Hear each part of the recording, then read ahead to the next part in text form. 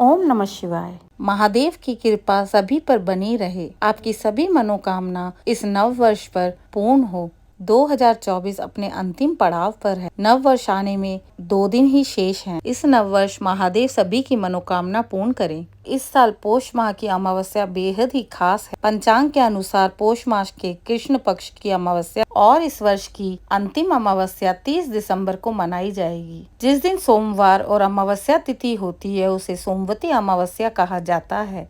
अश्वत्थ प्रदक्षिणा व्रत या सोमवती अमावस्या एक महत्वपूर्ण हिंदू त्योहार है जो सोमवार को पड़ने वाली अमावस्या के दिन मनाया जाता है। सोमवती अमावस्या के दिन भगवान शिव की पूजा करना बेहद ही फलदायी होता है।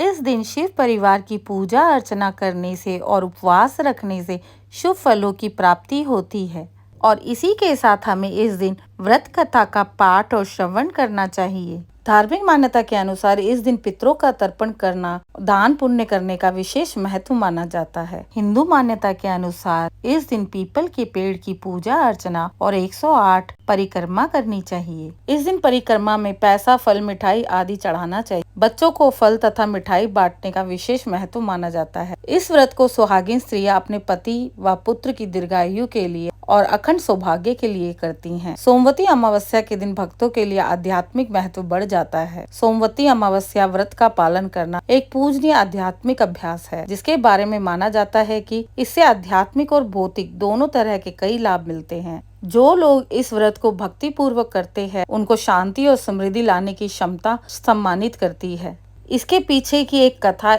इसके महत्व पर प्रकाश डालती है। आइए सुनते हैं सोमवती अमावस्या की एक पौराणिक कथा। प्राचीन समय में एक ब्राह्मण था। उसकी एक बेटी थी जिसकी शादी को लेकर वह बहुत ही चिंतित रहता था। लड़की बहुत सुंदर और सुशील, कामकाज में अच्छी थी, लेकिन फिर भी उसकी शादी का योग नहीं बन रहा था। एक बार उस ब्राह्मण के घर में एक साधु महाराज आए। वे उस लड़की की सेवा से प्रसन्न हुए और उसे दीर्घायु का आशीर्वाद दे दिया। फिर उसके पिता ने उन्हें बताया कि उसकी शादी नहीं हो पा रही है। साधु ने लड़की का हाथ देखकर कहा कि इसकी कुंडली में शादी का योग ही नहीं है। ब्राह्मण घबराकर उपाय पूछने लगे।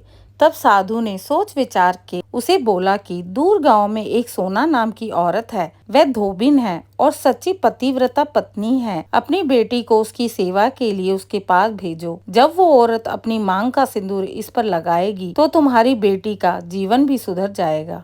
ब्राह्मण ने अगली ही सुबह उसे सोना धोबिन के वहां भेज दिया। धोबिन अपने बेटा बहू के साथ रहती थी। ब्राह्मण की बेटी सुबह जल्दी जाकर घर के सारे काम कर आती थी। 2 से 3 दिन तक ऐसा ही चलता रहा। धोबिन को लगा कि उसकी बहू इतनी जल्दी काम करके फिर सो जाती है। उसने बहू से पूछा।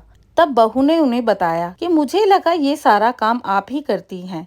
धोबिन ने अगली सुबह उठकर छिपकर देखा कि ये कौन करता है। तब वहां ब्राह्मण की बेटी आई और फिर उसे धोबिन ने पकड़ लिया। धोबिन के पूछने पर उसने अपनी सारी व्यथा सुना दी। धोबिन भी खुश हो गई और उसे अपनी मांग का सिंदूर लगा दिया। ऐसा करते ही धोबिन के पति ने प्राण त्याग दिए। ये सोमवती अमावस्या का दिन था। धोबिन तुरंत दौड़ते दौड़ते पीपल के पेड़ के पास गई और पीपल के पेड़ की परिक्रमा करने लगी। धोबिन के पास कोई भी पूजा का सामान नहीं था, इसलिए उसने ईंट के टुकड़ों से पीपल की 108 बार परिक्रमा की। ऐसा करते ही धोबिन के पति में जान आ गई। इसके बाद से इस दिन का हर विवाहिता के जीवन में विशेष महत्व हो गया।